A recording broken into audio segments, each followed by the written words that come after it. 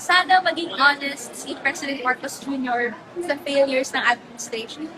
Sana honest siya sa failure niya sa corruption drive niya, sa education crisis addressing niya, sa pagtugon sa economic needs ng mamamayang Pilipino, and finally ay pag-usapan natin yung solusyon ng taong bayan. Sir, ma'am, mamaya sa second regular session, ano po yung priority bill na nais nyo din, yung prioridad na maisulong natin ngayong taon? For Kabataan Party List, ang priority natin ay delivery of accessible services in universities, universities will or deserve, saan yung mga iba't ibang servisyong dapat na natamasa sa loob ng universidad ay libre, walang bayad.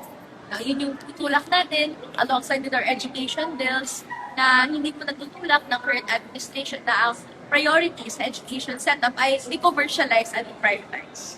Ma'am, since simple yung team natin yun, lagi inaabangan din yung outfits nyo every year sa SONA. Ano po yung sinisimbolize ng outfit natin if meron ka? Simple naman lagi yung ating panawagan. No, unahin ang kabataan, pondohan ng edukasyon, at syempre ang kapakanan ng mamamayang Pilipino, ipaglaban.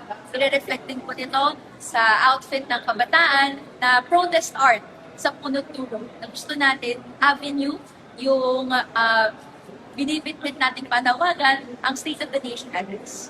Thank you so much po. Thank you!